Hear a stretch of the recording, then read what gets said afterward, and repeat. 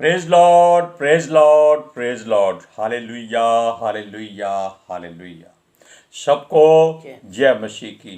परमेश्वर, हमारा परमेश्वर नहीं, सारे जगत का, सारी सृष्टि का परमेश्वर, रेत के कण से लेकर आकाश के तारों, तारागण, सूर्य चांद तक, बल्कि उससे आगे स्वर्ग तक, उसके आगे जितने भी स्वर्ग हैं, जहां तक परमेश्वर का राज्य है, सब तक केवल परमेश्वर एक है।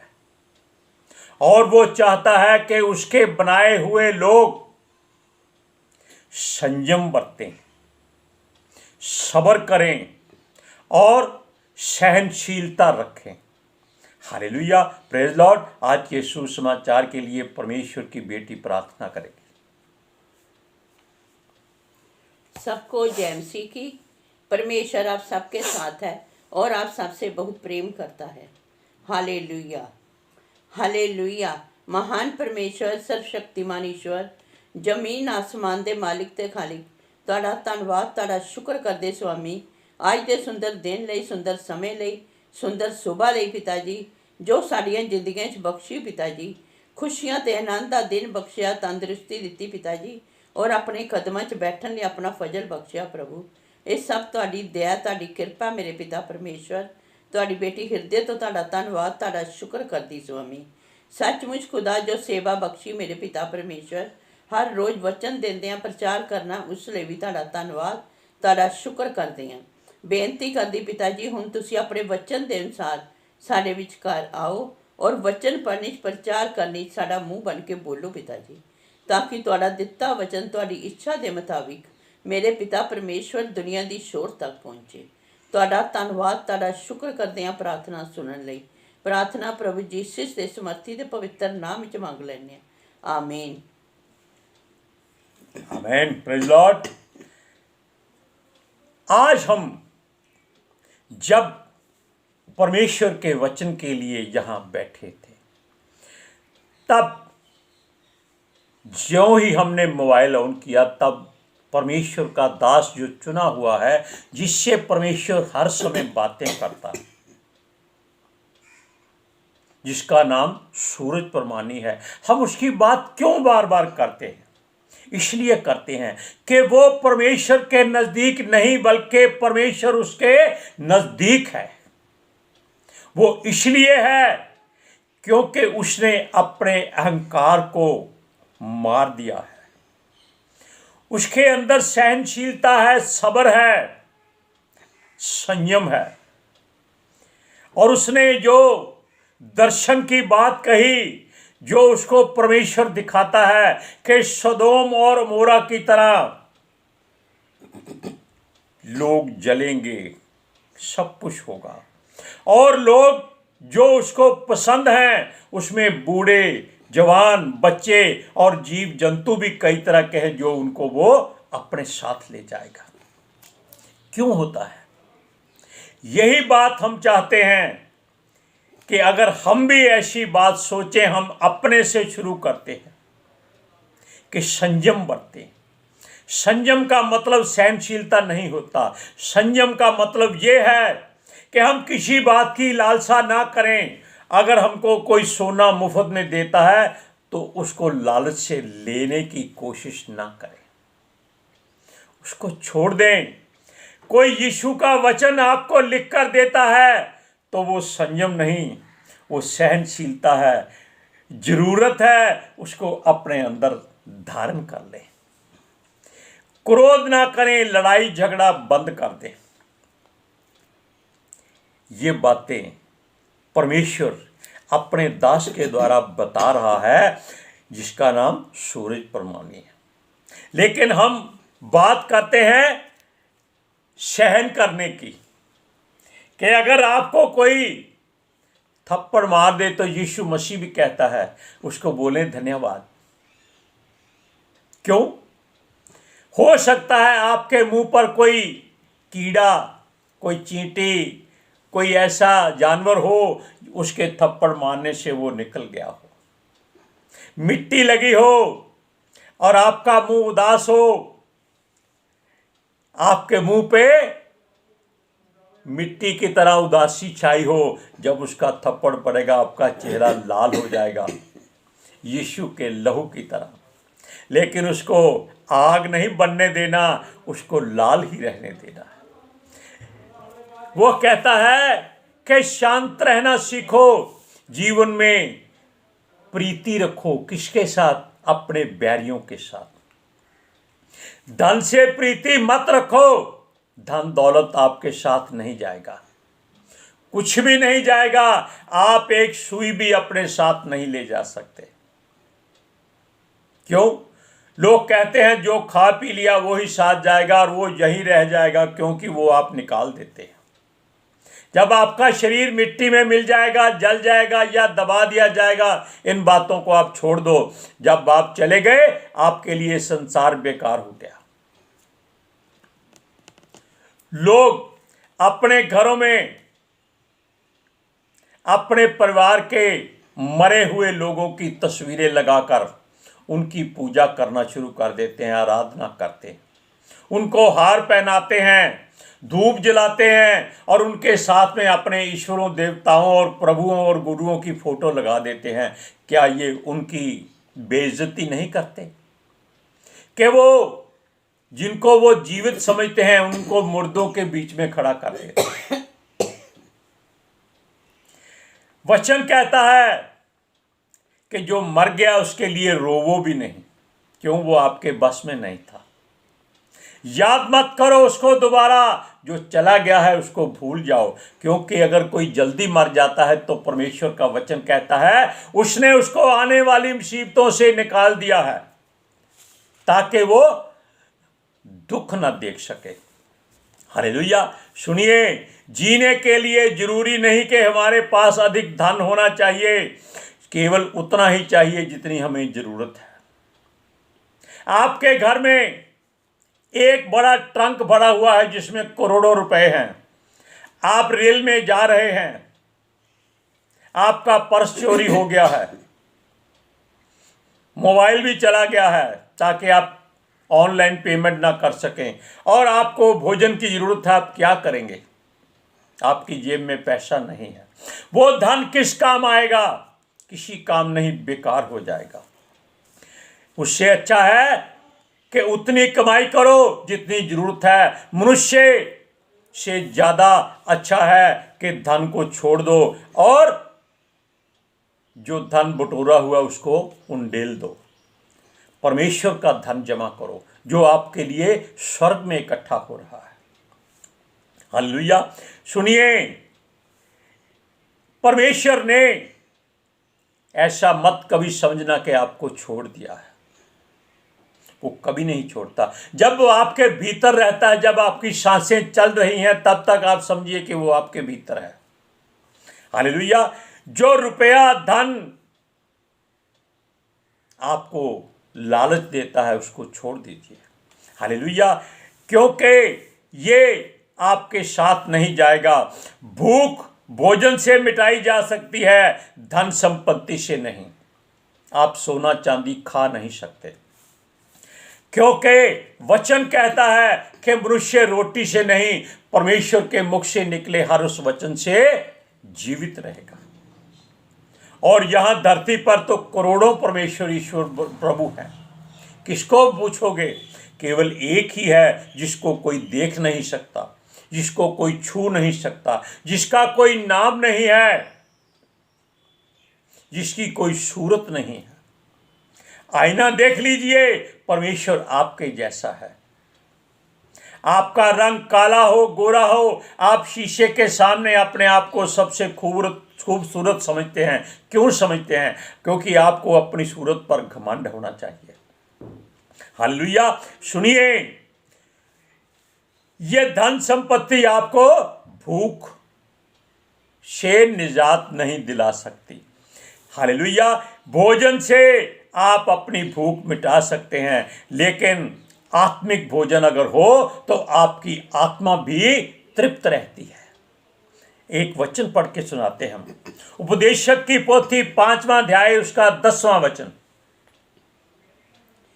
जो रुपये से प्रीति रखता है वह रुपये से तृप्त ना होगा, और ना जो बहुत धन से प्रीति रखता है लाभ से, ये भी व्यर्थ है। वचन में लिखा है व्यर्थ है, इसलिए सहनशीलता करो। अपनी जेब में उतने पैसे रखो जितने आपको जरूरत है। आप कभी मत समझिए कि आपको कोई घाटा पड़ेगा, आपको जरूरत ही नहीं पड़ेगी। आप आराम से चैन से उसकी आराधना स्तुति में अपना सफर काट दीजिए, आपको थकावट कभी नहीं होगी। अब सुनिए, मनुष्य के जीवन की एक बात जो सत्य है, उसे हर धर्म और मजहब और जाति और कौम और देश और जानते हैं कि मनुष्य बिना स्त्री के जन्म नहीं ले सकता। तो फिर ये संसार के ईश्वर कहां से आ गए? इनकी माता कौन है? इनका पिता कौन है? और ये सब आराधना करते हैं, ये किसकी आराधना करते हैं? कोई ऐसा ईश्वर का नाम बता दीजिए जिसने आराधना नहीं की। इसका मतलब जानते हैं कि इनमें से कोई परमेश्वर नहीं है। मनुष्य इनसे ज्यादा बेहतर है क्योंकि परमेश्वर ने उसको अपने हाथों से बनाया है। हालेलुया। लेकिन मनुष्य पूजने के लायक नहीं है, यह भी बात ध्यान रखिएगा। हालेलुया। क्योंकि वो जन्म लेता है और मर जाता है। वो नंगा ही पैदा हुआ था, नंगा ही मरकर ऊपर जाता है। जब परमेश्वर के किसी भी इलाके में भेजा जाता है, नरक हो, स्वर्ग हो, हवा में हो, वो वहां कुछ पहने नहीं होता। वो केवल हवा की तरह ही हवा में रहता है। केवल परमेश्वर उससे बात कर सकता है और कोई उससे बात नहीं कर सकता। हालेलुया। सुनिए, ये लोग जो संसार में आते हैं, ये अपने ऊपर बहुत घमंड करते हैं।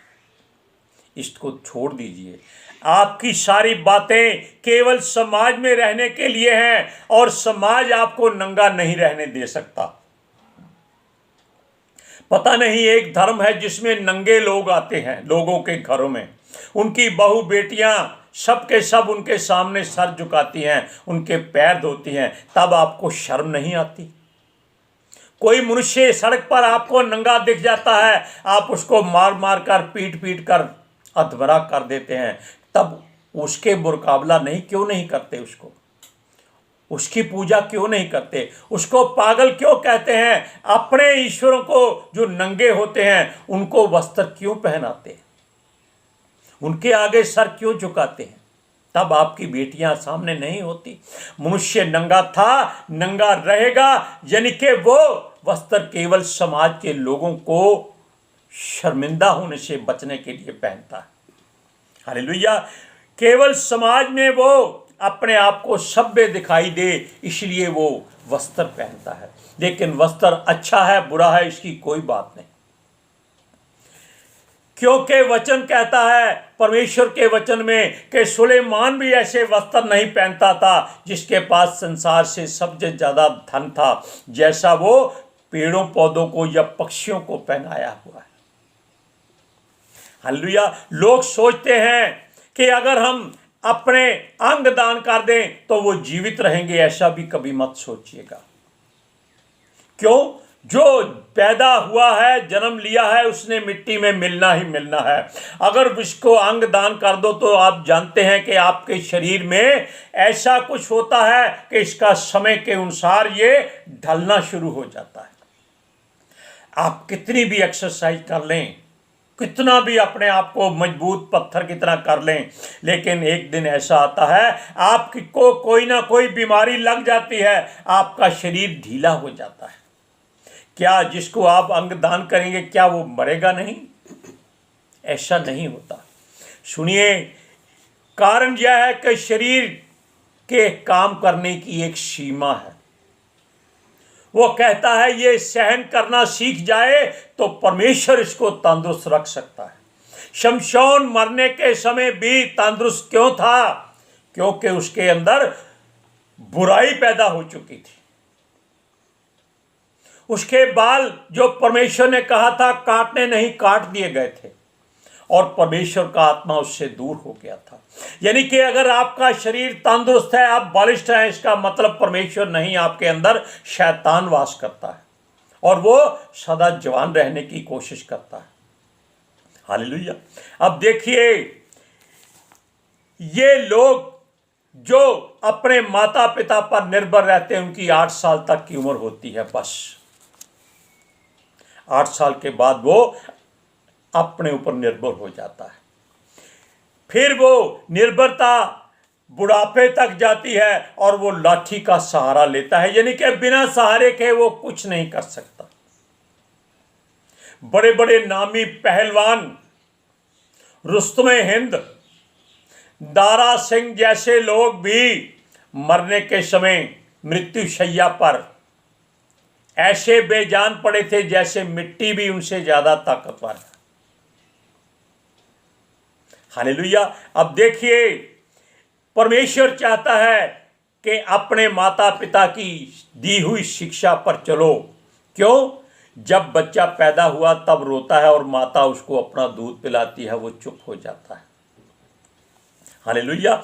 और मनुष्य रोता हुआ आता है, रोता ही जाता है, हाय मेरा सोना, हाय मेरी चांदी, हाय मेरी पत्नी, हाय मेरे बच्चे, हाय मेरा घर। वो हाय हाय करता रहता है, लेकिन जब वो आता है तब भी वो रोता है, हाय मेरी भूख, हाय मेरी भूख, हाय मेरी माँ। इसलिए परमेश्वर कहता है कि अपने आने का कोई लाभ उठाओ, अपने ऊपर नियंत्रण रखो, बीमारियों से घिरा हुआ मत जानो, सारा जीवन व्यर्थ चला जाएगा। अपना जो था वो उसको गैर और पराया समझो।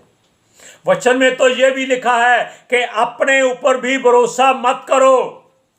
पत्नी, बच्चे, पड़ोसी, किसी के पर भरोसा करो या ना करो, अपने ऊपर भी भरोसा मत करो, केवल वचन पर भरोसा करो जो आपके जीवन को चलाता है। हालेलुया। सुनिए, प्रभु उसे कभी भूखा नहीं सोने देगा, कभी निस्वस्त्र नहीं रहने देगा। आप पढ़िए वचन, उपदेशक की पोथी 5वां अध्याय उसकी 15 से 17 आयत तक। जैसा वह माँ के पेट से निकला वैसा ही लौट जाएगा, नंगा ही जैसा आया था, और अपने परिश्रम के बदले कुछ भी ना पाएगा जिसे वह अपने हाथ में ले जा सके। ये भी एक बड़ी भला है कि जैसा वह आया ठीक वैसा ही वह जाएगा। उसे उस व्यर्थ परिश्रम से और क्या लाभ है, केवल उसके कि उसने जीवन भर बेचैनी से भोजन किया और बहुत ही दुखित और रोगी रहा और क्रोध भी करता रहा।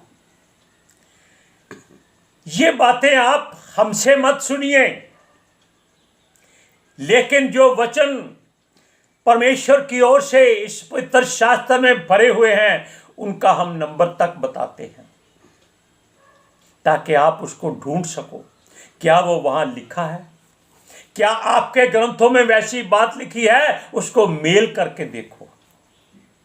आपके शास्त्रों में, वेदों में, धर्म ग्रंथों में जो बातें लिखी हैं, क्या आप उन पर चलते हैं? कभी नहीं। अब देखिए, प्रभु कहता है हमें आज की ही चिंता करनी चाहिए। क्यों? जो बीत चुका है उसको हम वापस नहीं ला सकते, परमेश्वर भी उसको वापस नहीं ला सकता। उसने खुद ही ऐसी बात कर दी है। जो आने वाला है उसको भी वो आपके सामने आज नहीं दे सकता, क्योंकि अगर हम सोचे कि हम कल मर जाएंगे तो कल आएगा ही नहीं, क्योंकि वो जब सुबह उठेंगे और हम कहेंगे आज का दिन है, कल नहीं आएगा। इसलिए चिंता मत करें कि कल हम क्या खाएंगे, क्या पिएंगे, क्या पहनेंगे। वचन कहता है कि सारी चिंता उस पर छोड़ दो। हम प्रमाणी को इसलिए थोड़ा सा महत्व देते हैं कि वो हर बात परमेश्वर से पूछ के करता है। हम भी चाहते हैं कि परमेश्वर हमें भी वो बात बताया करे जो हम आप लोगों से कर सके, जो हमारे जीवन में भी लागू होनी चाहिए, केवल दूसरों के लिए नहीं, अपने लिए भी। क्यों? जैसा शरीर आपका है वैसा दूसरों का है। जैसे आप पैदा हुए हैं वैसे दूसरे भी पैदा हुए हैं। जैसे आप मरेंगे वैसे दूसरे भी मरेंगे। मरना किसी तरीके से है, लेकिन आपके प्राण भी निकलेंगे। इस बात को हमेशा याद रखना। अगर आप एक बार जन्म ले चुके हैं, आपका पिछलापन सारा खत्म हो चुका है। क्यों? आप दोबारा जन्म नहीं ले सकते। आप सोचते क्यों मैं गरीब के घर में पैदा हुआ, क्यों सुलेमान के घर में पैदा क्यों नहीं हो गया, दाऊद के घर में पैदा क्यों नहीं हो गया, हन्ना के पेट से क्यों नहीं पैदा हो गया। ऐसा मत सोचिए, क्योंकि परमेश्वर ने आपको हर तरीके से जहां आपकी जरूरत है वहां आपको खड़ा किया है, ताकि आप उसके काम को, उसकी सेवा को पूरा कर सके। आप जानते हैं, सफाई करने वाले भी होते हैं, राज करने वाले भी होते हैं। मृत्यु दोनों की एक जैसी होती है। देखिए, कल का शब्द कभी अपनी जुबान पर मत लाइए। अगर हम सोचते हैं हम परमेश्वर की महिमा करते हैं, अर्थात आज जो चल रहा है केवल उसी के लिए चिंता करना है, तो आप सही सोचते हैं। आने वाले समय की मत सोचिएगा। क्यों? बीता हुआ कल आपको छोड़ देगा, आने वाला आपके पास नहीं आएगा। इसलिए परमेश्वर का वचन कहता है कि आज की चिंता कर, आज का दुख आज के लिए काफी है। वचन को पढ़िए, मत्ती की इंजील 6वां अध्याय 34 अध्याय 34 आयत 6 की 34।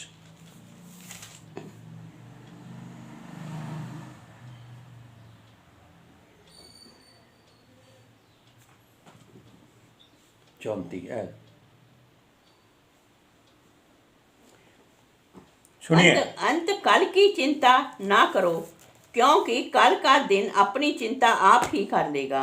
आज के दिन आज ही के दुख बहुत है। आपने सुन लिया, वचन कहता है, हम नहीं कहते। आज के सुसमाचार के लिए परमेश्वर की बेटी प्रार्थना करेगी।